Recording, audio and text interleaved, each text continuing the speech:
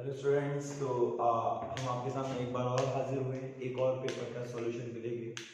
वही बात जो जुडिशल अल्टीमेट टेस्ट सीरीज चल रही है, उसका जो लास्ट पेपर था 9th एंट्रेंस का, उसका सॉल्यूशन के साथ हम आपके सामने हाजिर हैं। ठीक है, तो जो पहले दो सॉल्यूशन थे, फर्स्ट टेस्ट और सेकंड टेस्ट थे, वो आपको समझ में आए होंगे। बात करते हैं अपने थर्ड टेस्ट के सॉल्यूशन के साथ। तो मैथमेटिक्स के क्वेश्चन जो है 31 से स्टार्ट हुए हैं, तो 31 क्वेश्चन से स्टार्ट करते हैं। ठीक है, 31 क्वेश्चन बोला गया है कि which of the following statement is true, बोला गया है कि कौन सा स्टेटमेंट उसमें से सही है। ठीक है, जहां पहला ऑप्शन दे रखा है आपके पास -2/3 less than 4/-9 is less than -5/12 is less than 7/-18। ठीक है, मतलब आपको अरेंजिंग फॉर्म में लिखना है, रेशनल नंबर दे रखे उसको आपको पहले ये चेक करना है ये सही है नहीं। ठीक है, अच्छा, एक तो तरीका ये कि सबका आप एलसीएम ले लो जब डिनोमिनेटर को सेम कर लो, या दूसरा तरीका जो आपने पहले सीखा होगा बचपन में, क्या कि आप दो को कंपेयर करो, -2/3 और -4/9 को कंपेयर करते हैं। चलो ठीक है, ऐसे करते हैं, ऐसे तीन मारते, नीचे नीचे वाले तीन मारते हैं, तो 90 का कितना होगा -18 और -12। ठीक है, अच्छा, -18 और -12 में कौन बड़ा होगा? -12 बड़ा होगा। -12 मतलब इधर साइड वाला बड़ा, इधर साइड वाला बड़ा, मतलब -4/9 जो होगा वो -2/3 से क्या हो जाएगा? ग्रेटर हो जाएगा। ठीक है, चलो इतनी बात तो उसमें सही दे रखी है। अब क्या करें? अब इन दोनों को कंपेयर कर लेते हैं कि ये भी सही दे रखा है, नहीं दे रखा, तो -4/9 और इधर क्या है? -5/12, फिर वही मल्टीप्लाई किया। ठीक है, अच्छा, 4 2 8, 4 -48 हो जाएगा। ठीक है, -48 हो जाएगा, और ये कितना मिलेगा? -45 मिलेगा। ठीक है, अच्छा, -48 और -45 में कौन ग्रेटर होगा? -45 ग्रेटर होगा, मतलब इधर साइड वाला ग्रेटर होगा, इधर साइड मतलब -5/12 सही दे रखा है। अच्छा, अब इन दोनों में देख लो, -5/12 और -7/18 में दे देते हैं, फिर इसको ये तीन मारेगा, इसको ये तीन मारेगा, 5 8 40, 4 5 5 5 90, -90, और इधर देखो 7 2 40, 1 कैरी लगा, साथ ही हम साथ -84, तो -90 और -84 में कौन बड़ा होगा? -84 बड़ा होगा। ठीक है, अगर -84 बड़ा है मतलब इधर साइड कितना है? -7/18। तो मतलब ये जो स्टेटमेंट दे रखा है वो आपका क्या दे रखा है? वो आपका सही दे रखा है। ठीक है, ऐसे ही आप सारे ऑप्शन को चेक कर सकते हो। ठीक है, तो अगर आपको अरेंजिंग फॉर्म में चेक करना है ना, एक बेसिक तरीका तो ये है कि आप एलसीएम लेके करो, लेकिन अगर आप एलसीएम नहीं ले पा रहे हो तो आप दो को लेके कंपेयर कर सकते हो, जैसे हमने आपको ये बताया। ठीक है, तो बाकी सारे ऑप्शन जो है वो आप अपने आप चेक करके देख लेना। ए वाला जो है ए वाला इसका आंसर निकला, सही निकला, तो ये आपका क्या हो जाएगा? आंसर हो जाएगा। ठीक है, बढ़ते हैं नेक्स्ट क्वेश्चन। नेक्स्ट क्वेश्चन भी आपके रेशनल नंबर का क्वेश्चन है, क्वेश्चन नंबर 32। बोला गया है कि 0.018 को आपको P/Q की फॉर्म में चेंज करना है। ठीक है, तो ये क्वेश्चन वैसे क्लास 9 का है, लेकिन हमने आपको बता दिया था कि हो सकता है एक आध सवाल आउट ऑफ कोर्स भी आ जाता है, मतलब 9th क्लास से पूछ लिया जाता है। ठीक है, तो इसका हमने आपको डायरेक्ट तरीका बताया था, उसी जीएम से मैं आपको सॉल्व करता हूँ। जीएम बोलेगा अपने जुगाड़ मेथड। ठीक है, तो जीएम वाला मेथड क्या बोलता है हमारा कि डेसिमल और बार भूल जाओ। तो अगर आप डेसिमल और बार भूल जाओगे तो ये नंबर मिलेगा 18 में से उतना माइनस करो जिसके ऊपर बार नहीं है। बार किसके ऊपर मिली? 0 के ऊपर, तो 0 क्या कर दिया? माइनस कर दिया। ठीक है, अच्छा, डेसिमल के बाद कितने डिजिट रिपीट कर रहे हैं? डेसिमल के बाद 3 डिजिट रिपीट कर रहे हैं, तो डेसिमल के बाद जितने डिजिट रिपीट करते हैं ना बच्चों, उतनी बार 9 लाते हैं। हम क्या लाते हैं? 9। तो डेसिमल के बाद 3 ने रिपीट किया तो 3 बार क्या आ जाएगा? 9 आ जाएगा। तो अपना आंसर क्या हो जाएगा? 18/9। ठीक है, तो 18/9 मतलब कौन सा ऑप्शन हो जाएगा? डी। ये जो डायरेक्ट तरीका है, अब मैं इसका पूरा तरीका भी आपको बता सकता हूँ, लेकिन अभी वो काम का नहीं, अपने को सिर्फ इंट्रेंस के लिए देखना है, तो इंट्रेंस के लिए देखना है तो हम इसको डायरेक्ट सॉल्व करेंगे। ठीक है, चलो बढ़ते हैं next question. Question number 33 exponential, एक एक्सपोनेंट पावर का क्वेश्चन है। एक ब्रैकेट दे रखा है, उसके अंदर एक और ब्रैकेट है, उसके अंदर नंबर है 5/3 की होल पावर 15 और उसकी होल पावर क्या है? 0। ठीक है, आपको इसको सिंपलीफाई करना है। हमने आपको क्या बताया था कि जब कभी पावर के ऊपर पावर आता है ना, तो आपस में क्या होता है? मल्टीप्लाई होता है। ठीक है, तो आप क्या बोलोगे? 5/3 की होल पावर 15 इंटू 0 क्या होगा? 0। हमने बताया कि अगर आपको एक प्रॉपर्टी सिखाई थी कि a की पावर 0 की वैल्यू क्या होती है? 1। हमने बोला था कि 0 का जो दोस्त है वो 1 है। 0 क्या बोलता है? अगर मैं किसी की भी पावर में आके बैठा तो मैं अपने दोस्त को लेके आऊंगा, लेकिन वो एक शर्त बोलता है क्या? कि बेस मेरा जुड़वान नहीं होना चाहिए, मतलब a does not equal to 0। तो a की पावर 0 की वैल्यू क्या होगी? 1। चाहे बेस पॉजिटिव हो, चाहे बेस नेगेटिव हो, फ्रैक्शन में हो, कैसा भी हो, तो यहाँ पे पावर में 0 आ गया, तो आपका आंसर किसके बराबर होगा? 1। और 1 आंसर मतलब करेक्ट ऑप्शन मिल जाएगा आपका सी के बराबर। नेक्स्ट क्वेश्चन की तरफ, क्वेश्चन नंबर 34 की तरफ। क्वेश्चन नंबर 34 क्या बोलता है कि द वैल्यू ऑफ, आपको वैल्यू बताना है, ये बहुत आसान सा क्वेश्चन है। द वैल्यू ऑफ 5 की पावर 5/3 की पावर -8 डिवाइडेड बाय 5/3 की पावर -8, ठीक है। आपको इसको वैल्यू को बताना है, ठीक है। अच्छा पहली बात, अगर आपको इसको अच्छे, अच्छा दो तरह के आप सॉल्व कर सकते हो, इन दोनों का बेस सेम है, इन दोनों का बेस सेम है, बीच में साइन डिवाइड का है, आप पावर को क्या कर दोगे, आप पावर को माइनस भी कर सकते हो, ठीक है, क्योंकि बच्चों दोनों का बेस सेम है, दोनों का बेस सेम है और बीच में साइन किसका है, डिवाइड का, तो हम पावर को क्या करते हैं, माइनस करते हैं। तो अगर माइनस करेंगे तो हम कैसा बोल सकते हैं, ऐसा बोल सकते हैं ना 5/3 की पावर, इसकी पावर -8, बीच में माइनस आएगा, उधर भी माइनस है, ठीक है। तो क्या मिलेगा 5/3 की पावर -8, माइनस माइनस क्या होगा, प्लस 1, कैंसिल हो जाएगा। तो 5/3 की पावर कितना आ जाएगा, 0, मतलब आपका आंसर किसके बराबर हो जाएगा, 1 के बराबर हो जाएगा, ठीक है।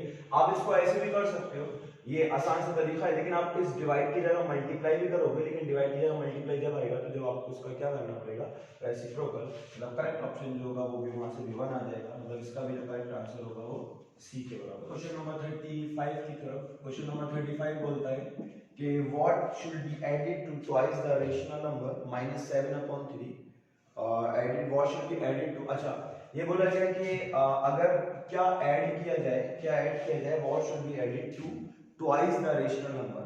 अच्छा आपके पास एक रेशनल नंबर दे रखा है -7/3, आप इसके ट्वाइस में क्या ऐड करो, मतलब आप इसके ट्वाइस में क्या ऐड करो कि आपको, मान लेते हैं हमने क्या ऐड किया, x ऐड किया, और x ऐड करने पे हमें कितना मिला बच्चों, 3/7, ठीक है।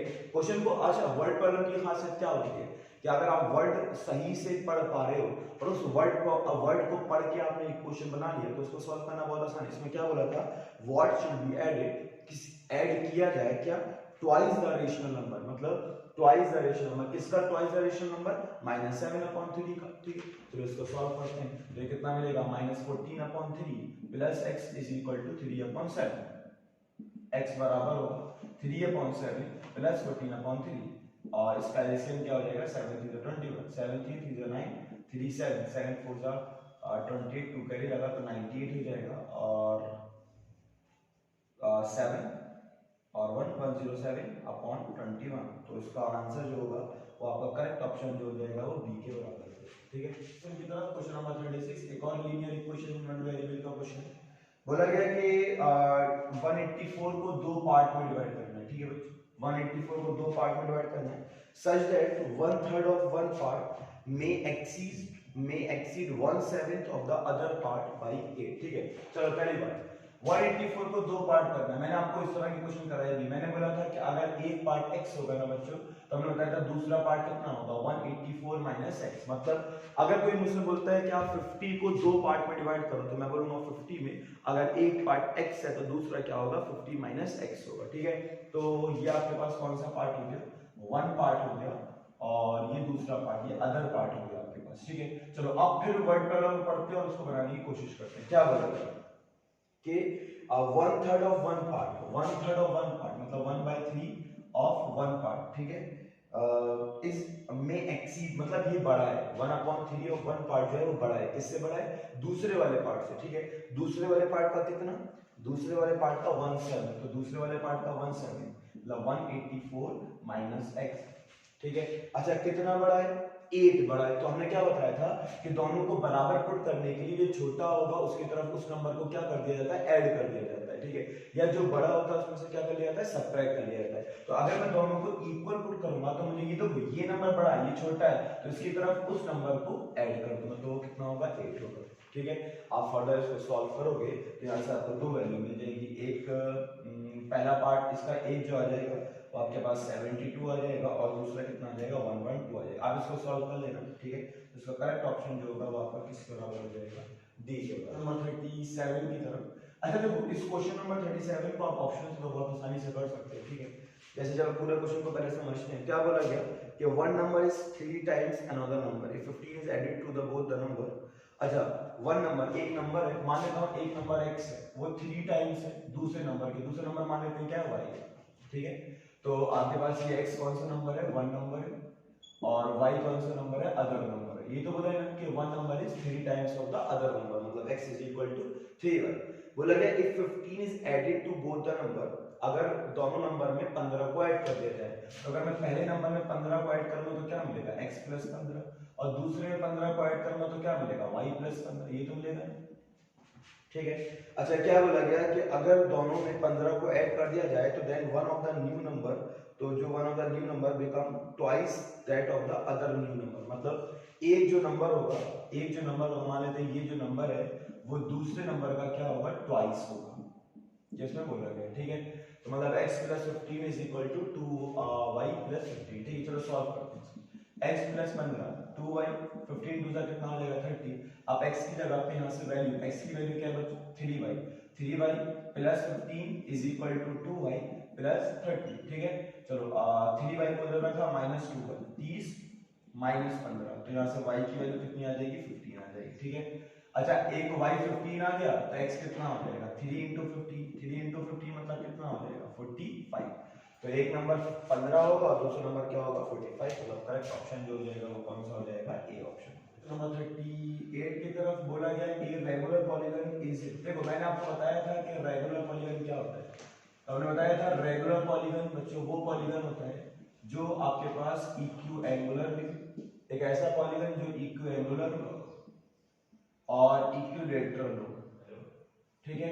एक ऐसा पॉलीगन जो इक्विएंगुलर भी हो और इक्विलेटरल भी हो, उसको हम क्या बोलते हैं, रेगुलर पॉलीगन बोलते हैं। इक्विएंगुलर मतलब सारे एंगल बराबर हो और सारी साइडें बराबर हो, उसको हम क्या बोलते हैं, रेगुलर पॉलीगन बोलते हैं, ठीक है। अच्छा पूछा जाए स्मॉलेस्ट रेगुलर पॉलीगन कौन सा होता है बच्चों, तो हम क्या बोलते हैं, equilateral triangle is the smallest regular polygon, ठीक है। Minimum interior angle of a regular polygon पूछा जाए तो आप 60 डिग्री बोलोगे, maximum exterior angle of a regular polygon पूछा जाए तो आप क्या बोलोगे, आप 120 डिग्री बोलोगे, ठीक है।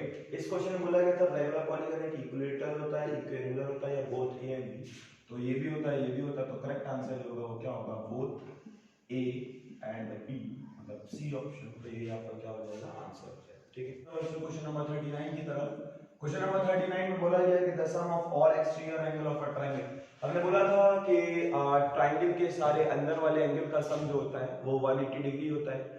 अगर कोई n साइडेड पॉलीगन है तो उसके सारे अंदर वाले एंगल का सम कितना होगा, n - 2 * 180 डिग्री होगा। और हमने बताया था कि किसी भी तरह का पॉलीगन है अगर उसके सारे एक्सटीरियर एंगल का सम निकालोगे तो वो हमेशा कितना आएगा, 360। इसका मतलब मैं ऐसा बोल सकता हूं कि sum of all exterior angle of a triangle is 360 degree, तो इसका आंसर कितना होगा, 360 डिग्री, मतलब करेक्ट ऑप्शन जो हो जाएगा, करेक्ट ऑप्शन जो हो जाएगा वो किसके बराबर हो जाएगा, ए के बराबर हो जाएगा, और यही आपका क्या हो जाएगा, आंसर। क्वेश्चन नंबर 40 की तरफ, क्वेश्चन नंबर 40 बोलता है कि the diameter of a rhombus are 6 centimetre and 8 centimetre then the length of the side of the rhombus, ठीक है। हमने आपको प्रॉपर्टीज ऑफ रोम्बस सिखाई थी, अगर आपको अच्छे से प्रॉपर्टीज याद है रोम्बस की तो आप इस क्वेश्चन को बहुत आसानी से कर सकते हो, ठीक है। अच्छा रोम्बस की दो डायगोनल्स हैं और उन दोनों डायगोनल्स की लेंथ दे रखी है, मान लेते हैं यहाँ पे जो AC है उसकी लेंथ 6 सेंटीमीटर दे रखी है और जो BD है उसकी लेंथ 8 सेंटीमीटर दे रखी है। आपको इस रोम्बस की लेंथ निकालनी, हमने बताया था रोम्बस की डायगोनल्स की लेंथ क्या होती है, अनइक्वल होती है, लेकिन वो डायगोनल्स क्या करते हैं, बाइसेक्ट करते हैं, और बाइसेक्ट करने के बाद कितना एंगल फॉर्म करते हैं, 90 डिग्री फॉर्म करते हैं। बाइसेक्ट मतलब OA OC के बराबर होगा और OB जो होगा वो आपका OD के बराबर होगा, और यहाँ पे कितना एंगल फॉर्म हो रहा होगा, यहाँ पे आपका 90 डिग्री फॉर्म हो रहा होगा, ठीक है। तो अगर आप इस ट्रायंगल में देखोगे तो इस ट्रायंगल में आपके पास ये एक राइट एंगल ट्रायंगल बन रहा है बच्चों। अच्छा BD पूरी लेंथ क्या है, BD की पूरी लेंथ 8 है, तो मतलब O से लेके B तक की दूरी क्या होगी, 4 सेंटीमीटर होगी ना, ये भी 4 और ये भी 4। अच्छा O से लेके A तक पूरी ये 6 है, तो ये कितना होगा, 3 सेंटीमीटर होगा। क्या ये राइट एंगल ट्रायंगल बन रहा है, इसे पाइथागोरस थ्योरम लगाया जा सकता है। अगर पाइथागोरस थ्योरम क्या बोलता है, कैपिटल H का square is equal to base का स्क्वायर प्लस परपेंडिकुलर स्क्वायर, 90 के सामने वाला कैपिटल H होता है, मतलब AB का स्क्वायर और बेस इसमें से कुछ भी मान लो, OA का स्क्वायर प्लस OB का स्क्वायर। अच्छा AB स्क्वायर आपको फाइंड करना है, OA कितना है, OA 3 का स्क्वायर 9 और 4 का स्क्वायर 16, तो AB square is equal to 25, तो AB कितना होगा, √25, मतलब कितना हो जाएगा 5, ठीक है। तो AB की आपके पास कितनी दूरी हो जाएगी, 5 सेंटीमीटर हो जाएगा, मतलब लेंथ इसकी 5 सेंटीमीटर होगा, करेक्ट ऑप्शन जो होगा वो कौन सा हो जाएगा, की तरफ बच्चों क्वेश्चन नंबर 41 की तरफ, क्वेश्चन नंबर 41 बोला है कि square root of square root of 4 whole 57 upon 196, इसका आपको स्क्वायर रूट निकालना है। ठीक है, हमने बोला था आपसे जब भी आपके पास कोई मिक्स फ्रैक्शन दे रखा है आपको उसका स्क्वायर रूट या क्यूब रूट फाइंड करना है तो पहले आप उस मिक्स को इम्प्रॉपर में चेंज कर लो।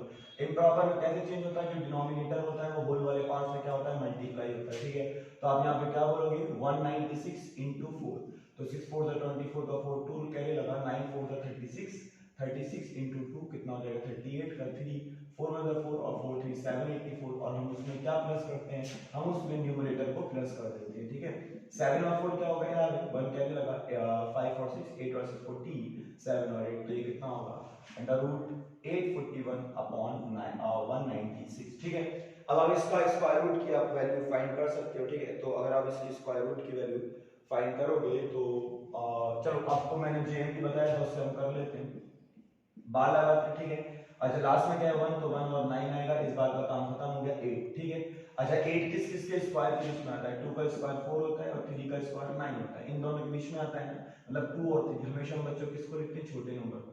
अब 2 को किससे मल्टीप्लाई, उसके आगे 2 3 6, अगर ये नंबर इस नंबर से क्या है, बड़ा है। ठीक है, क्योंकि ये नंबर जो है क्या कहते हैं, आज ये नंबर जो है वो इस नंबर से क्या छोटा, तो इसमें से जो बड़ा होगा उसको लिखेंगे, तो उसको लिखेंगे तो वहां पे क्या आ जाएगा आपका 29 आ जाएगा।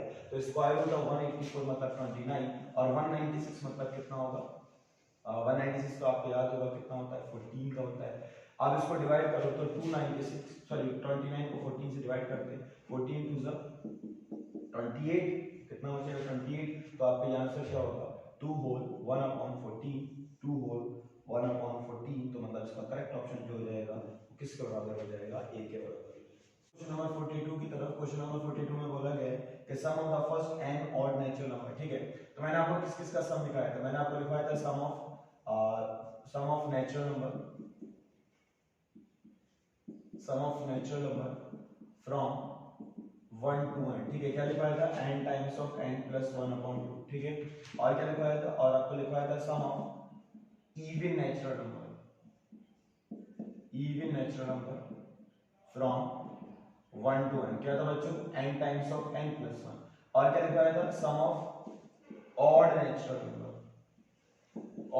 नंबर का सम लिखवाया था बच्चों, कहां से कहां तक, 1 से लेके n तक, क्या बोला था n स्क्वायर। ठीक है, और क्या लिखवाया था sum of square of a natural number. ठीक है, square of a natural number क्या था बच्चों, n times of n plus 1 2n plus 1 upon 6, और क्या लिखवाया था sum of cube of natural number लिखवाया था, क्या n स्क्वायर n प्लस 1 का होल स्क्वायर अपॉन 4, मतलब अगर नेचुरल नंबर वाले का आप स्क्वायर कर दोगे तो वो किसका बन जाएगा, वो क्यूब का बन जाएगा। तो इस क्वेश्चन में पूछा गया था कि sum of the first n odd natural number, शुरुआत के n ऑड नेचुरल नंबर का सम क्या होगा, तो आंसर होगा n स्क्वायर, मतलब करेक्ट ऑप्शन जो होगा वो बी हो जाएगा। इस क्वेश्चन में बोला गया है कि बच्चों इसको किससे डिवाइड करें, मतलब इसको 43 से एग्जैक्टली डिविजिबल होना चाहिए। तो अगर आप 1330 को डिवाइड करोगे 43 से, तो 43 into 31 तो प्लस 3। ठीक है, तो अगर आप वो रिलेशन लगाओगे डिवाइडेंड वाला, dividend is equal to divisor, अगर आपने 1330 को 43 से डिवाइड किया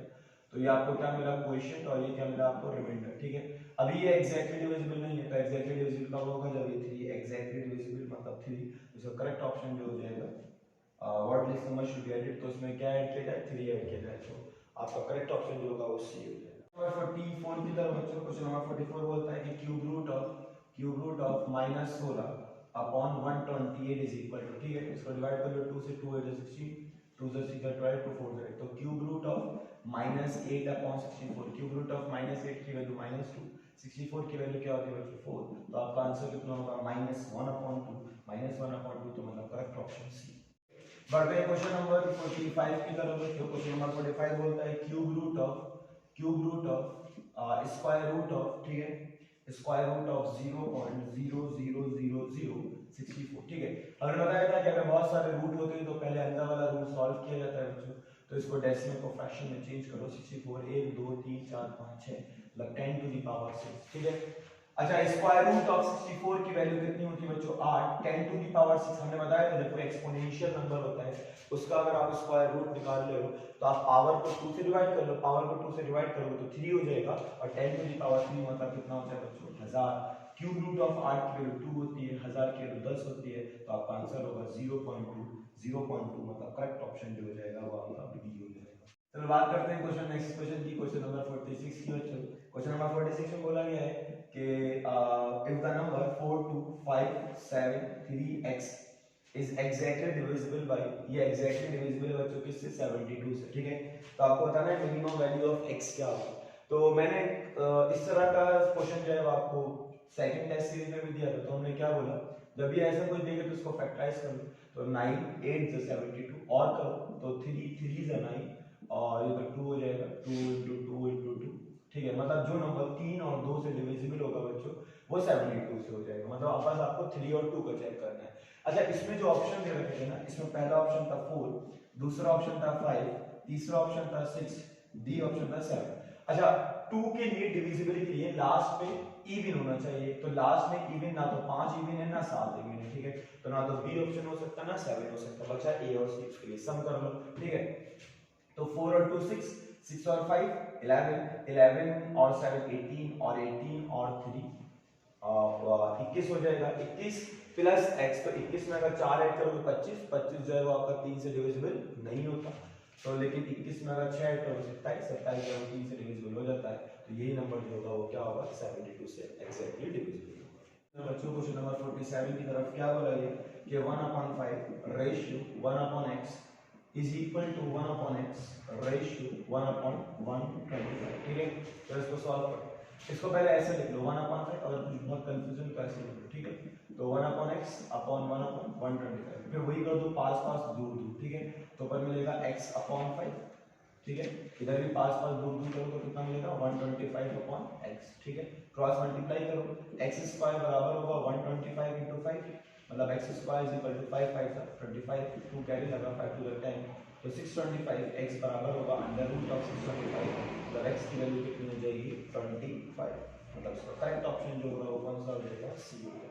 तो क्वेश्चन नंबर 48 की तरफ, क्वेश्चन नंबर 48 में बोला गया है on I scale of map 0.6 centimetre 0.6 centimetre represent 6.6 kilometre, ठीक है। The distance between the map is 80.5 centimetre, ठीक है। तो actual distance between the points आपको ये फाइंड करना है, ठीक है। तो वही केस ये इक्वेशन किसका हो जाएगा, डायरेक्ट का हो जाएगा, तो आप ऐसा बोलोगे 0.6/80.5 is equal to 6.6 upon question mark, then आप क्रॉस मल्टीप्लाई करोगे, सॉल्व करोगे, तो आपका जो मैं फाइनल आंसर लिख देता हूँ, फाइनल आंसर जो आ जाएगा वो कितना आ जाएगा 885.5 किलोमीटर के बराबर। नंबर 49 की तरफ, क्वेश्चन नंबर 49 बोलता है कि इफ 45 स्टूडेंट, अगर 45 स्टूडेंट हैं तो वो कंज्यूम करते हैं फूड को 2 मंथ में, 2 मंथ मतलब मान लेते हैं 1 मंथ 30 डेज का है, तो मान लेते हैं 60 डेज में, ठीक है। तो how many days same stock में, 27 स्टूडेंट के लिए वो कितने दिन में खत्म होगा, ठीक है। तो देखो 45 स्टूडेंट के लिए 60 दिन में खत्म होना है, तो 27 स्टूडेंट के लिए वो खाना, तो कम स्टूडेंट होंगे तो वो खाना लेट तक चलेगा, लेट तक चलेगा मतलब केस किसका होगा, इनवर्स, इनवर्स मतलब x1/x2 is equal to y2/y2, तो 45/60, y2 आपको फाइंड करना है और y1 कितना 27, देन आप सॉल्व करो क्रॉस मल्टीप्लाई करके, तो आपका आंसर जो आ जाएगा तो कितना आ जाएगा 100 डेज, मतलब करेक्ट ऑप्शन जो होगा वो किसके बराबर हो जाएगा, 1। बढ़ते हैं क्वेश्चन नंबर 50 की तरफ। बच्चों क्वेश्चन नंबर 50 में बोला गया है कि 500 में प्रोविजन दे रखा है उनका 27 डेज का, ठीक है। अच्छा, बिफोर एंड आफ्टर वाली कंडीशन, 3 पेयर बनेंगे ना, कल उस दिन बताया था। आफ्टर 3 डेज, आफ्टर 3 डेज मतलब ये कितने हो जाएंगे 24 डेज, 24 डेज के लिए भी वो कितना है फिर 500 में, ठीक है। आगे क्या बोला गया, री इन्फॉर्मेशन 300 में 300 आदमी और आ जाते हैं, अगर 300 आदमी आ जाते हैं तो अब क्या मिलेगा 800 आदमी, ठीक है। अब पूछा है कितने दिन में कंप्लीट होगा, तो पहले वाली केस को भूल जाते हैं, इन दोनों को कंपेयर करते हैं, अगर आदमी बढ़ गए तो वो जल्दी खत्म होगा, मतलब केस किसका हुआ, इनवर्स का हुआ। तो 500/800 is equal to question mark upon 24, then आप इसको सॉल्व करोगे, इनवर्स वाला फॉर्मूला लगाते, तो जो आपका आंसर आ जाएगा वो किसके बराबर आ जाएगा 50, तो करेक्ट ऑप्शन जो होगा वो ए हो जाएगा। और द नेक्स्ट क्वेश्चन की तरफ, क्वेश्चन नंबर 51 की तरफ, क्वेश्चन नंबर 51 में बोला गया है कि इफ अगर 6x² yz को डिवाइड किया गया 3xy से। 3xy को क्या बोलते हैं, जो डिवाइड करने वाला होता है उसको क्या बोलते हैं, डिवाइजर। क्या बोलते हैं, डिवाइजर। और जिसको डिवाइड करते हैं उसको क्या बोलते हैं, डिविडेंड। तो ये क्या होगा, 3xy एक डिवाइजर होगा। डिवाइजर होगा तो इसका करेक्ट ऑप्शन जो हो जाएगा वो डी हो जाएगा। क्वेश्चन नंबर 52 में, क्वेश्चन नंबर 52 में बोला गया कि अगर x square plus 1/x square जो है वो आपका 79 के बराबर है, तो x प्लस 1/x की वैल्यू क्या होगी। तो हमने इसका जीएम क्या सिखाया था कि अगर x square plus 1/x square a के बराबर है, तो x प्लस 1/x क्या होता है बच्चों, under root of a plus 2 के बराबर होता है। a की वैल्यू क्या है, 79 प्लस 2, मतलब अंडर रूट ऑफ 81, और अंडर रूट 81 मतलब 9। तो करेक्ट ऑप्शन जो हो जाएगा वो आपका b के बराबर। क्वेश्चन है बच्चों, क्वेश्चन नंबर 53। अच्छा क्वेश्चन है। क्वेश्चन नंबर 53 में बोला गया फैक्टराइज करना है a की पावर 2x माइनस b की पावर 2x को, ठीक है।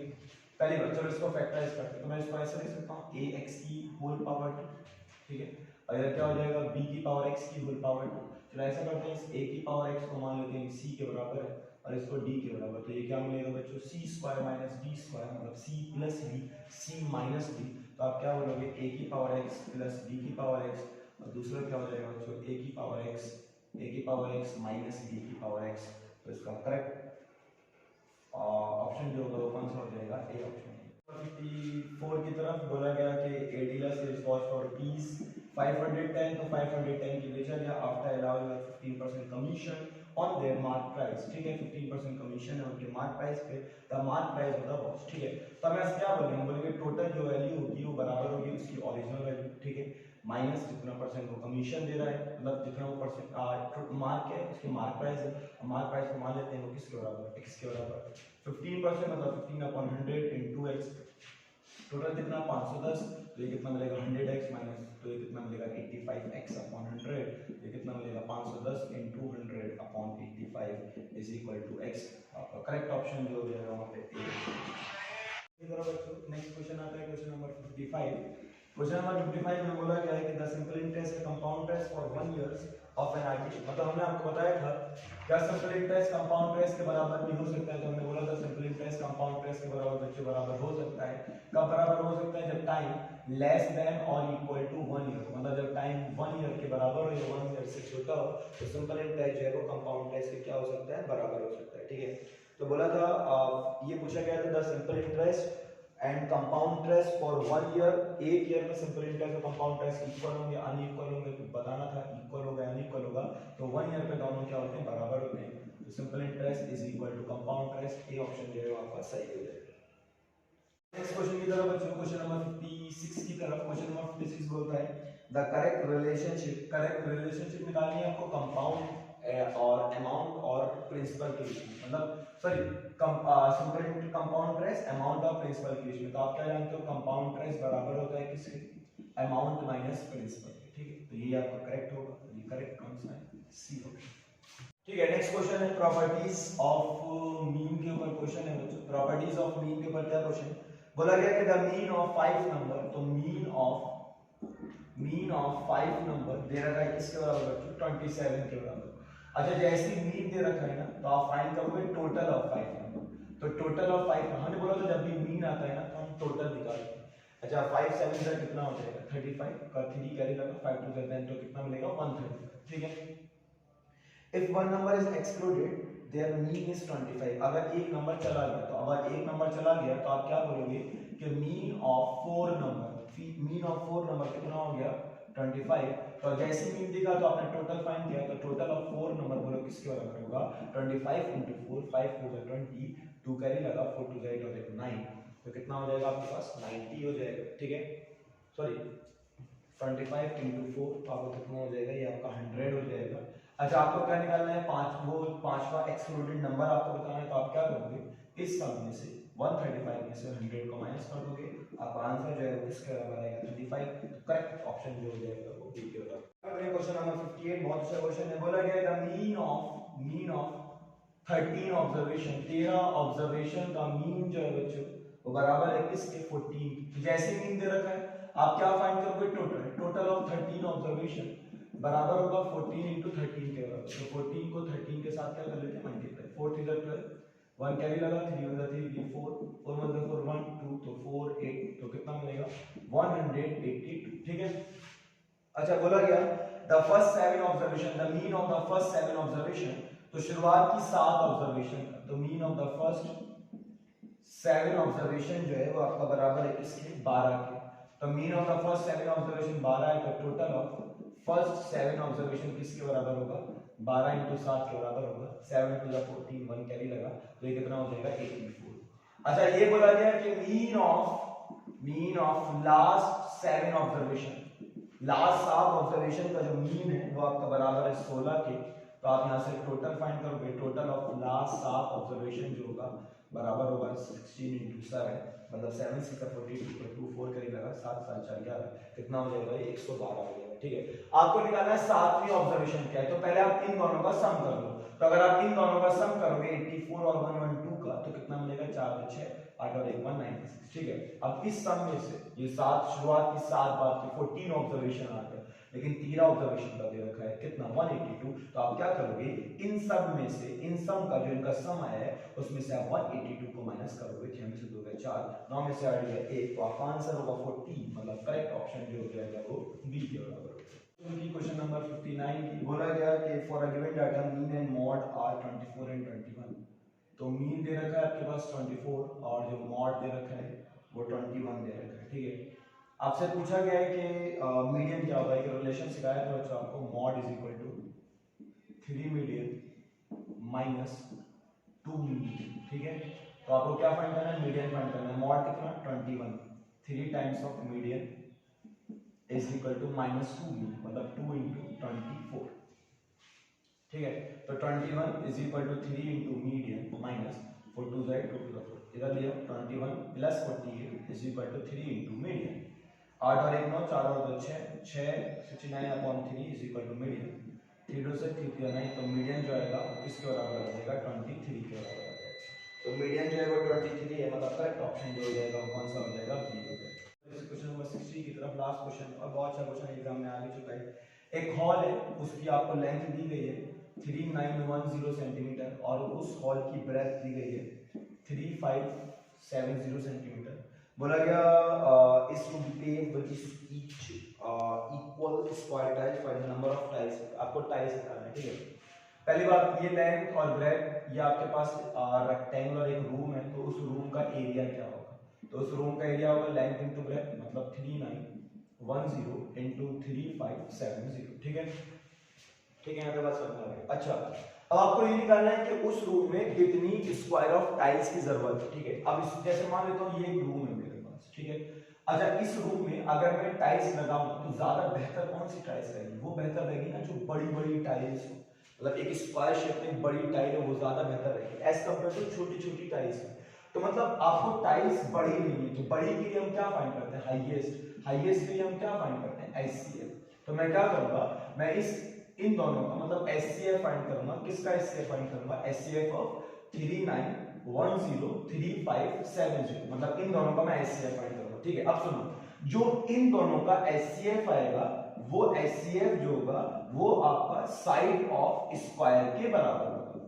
जो वहां से एचसीएफ आएगा उसी एचसीएफ को बच्चों आप क्या बोलोगे, साइड ऑफ स्क्वायर बोलोगे। वही जो टाइल्स है उसी का वो क्या होगा, साइड होगा। आपको ये निकालना है कि नंबर ऑफ टाइल्स किसके बराबर होगा, तो आप बोलोगे number of tiles is equal to area of room upon area of one tile. Area of room क्या है, लेंथ इनटू ब्रेड्थ, मतलब 3910 इनटू 3570।